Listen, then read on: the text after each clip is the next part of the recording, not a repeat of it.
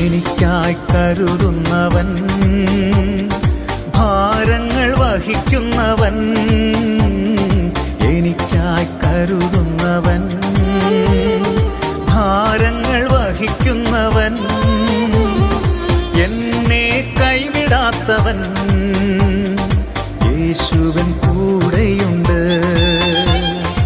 എന്നെ കൈവിടാത്തവൻ, യേശുവൻ